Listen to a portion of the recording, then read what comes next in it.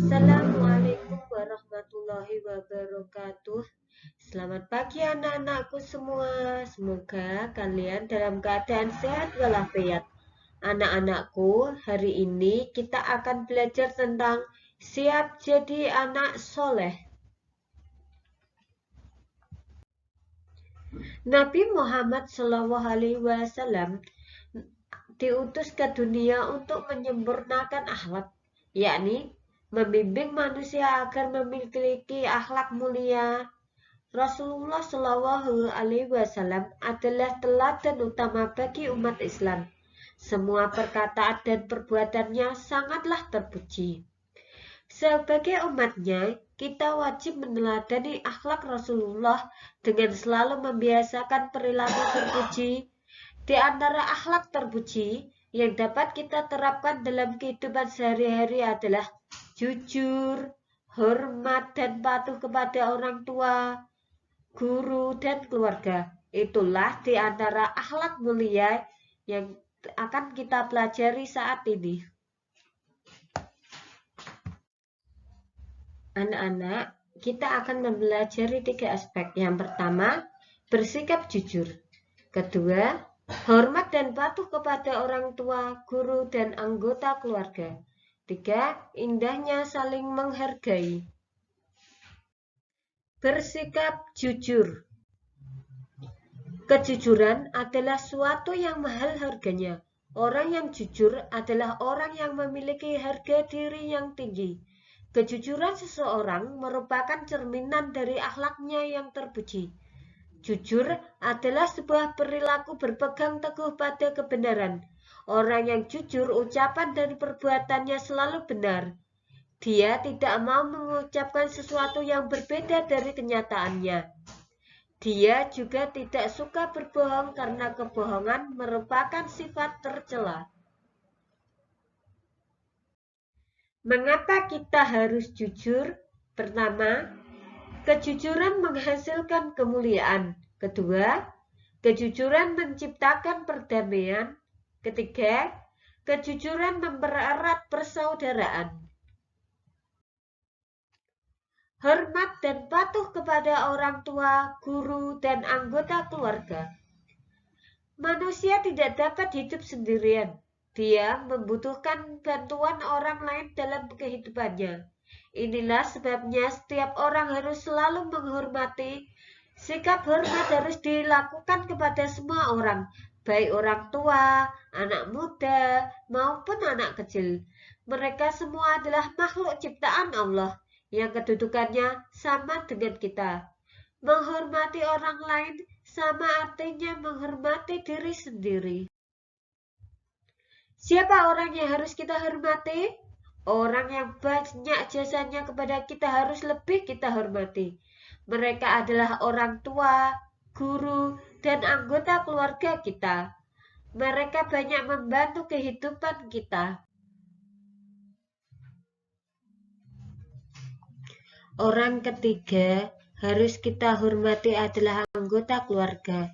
Mereka adalah orang yang tinggal bersama kita. Adik, kakak, pembantu, kakek, dan nenek yang tinggal serumah termasuk anggota keluarga. Kita harus hormat dan patuh kepada mereka. Mengapa? Anggota keluarga adalah orang yang setiap hari kita temui. Kita selalu membutuhkan mereka, baik ketika sehat maupun sakit. Sebagai sesama anggota keluarga, harus menjaga kerukunan dan kasih sayang.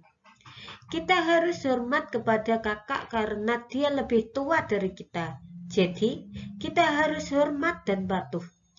Dengarkanlah nasihatnya dan jangan pernah melawan atau mengerjakan PR. Kakakmu pasti dengan senang hati membantu.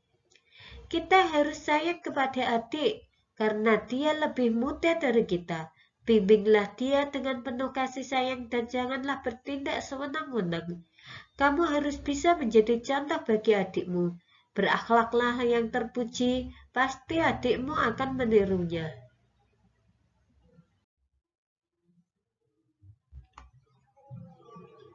Indahnya saling menghargai. Pertama, menghargai pendapat. Di mana saja ketika kita mengadakan musyawarah, biasanya banyak yang berpendapat. Dari beberapa pendapat tersebut harus kita hargai. Kemudian kita simpulkan mana yang terbaik dari beberapa pendapat tersebut untuk dipakai bersama. Yang kedua, menghargai perbedaan pendapat. Perbedaan pendapat tidak boleh menyebabkan pertengkaran atau permusuhan. Setiap pendapat harus didengarkan dan perbedaan pendapat harus dimusyawarahkan untuk mencapai keputusan bersama. Pendapat yang paling baiklah yang menjadi pilihan bersama. Cara menghargai pendapat orang lain. Pertama, mendengarkan pendapat orang lain. Saat teman kita berbicara, kita harus menyimaknya. Perhatikan setiap ucapannya dengan cermat agar kita paham maksud dan dari pendapatnya tersebut. Setelah memahami, barulah kita boleh menanggapi pendapatnya dengan memotong pembicaraan teman sebelum dia berbicara. Yang kedua, tidak menyalahkan pendapat orang lain. Sikap menyalahkan pendapat orang lain harus dihindari. Hal itu akan menyebabkan pertentangan pendapat.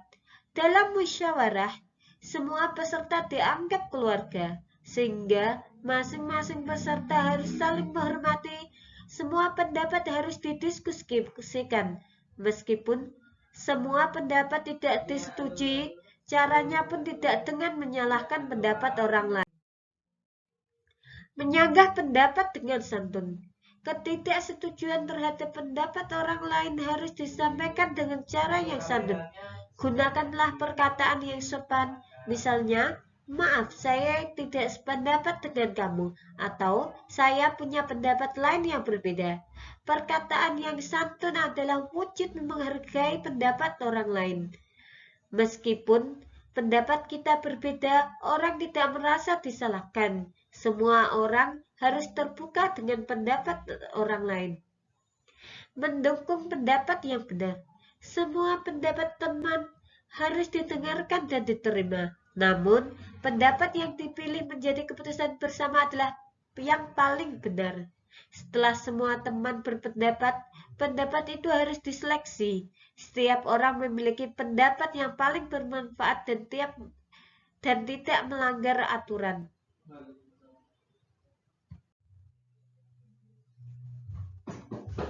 Melaksanakan hasil keputusan bersama.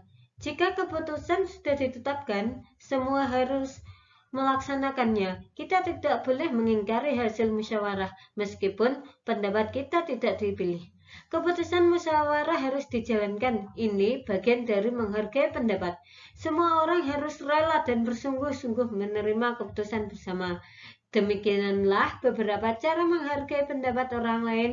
Biasakanlah menghargai pendapat teman agar dia juga menghargai pendapat kita.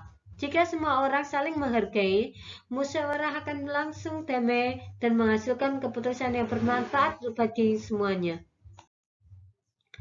Demikian pembelajaran kali ini, semoga bermanfaat. Wassalamualaikum warahmatullahi wabarakatuh.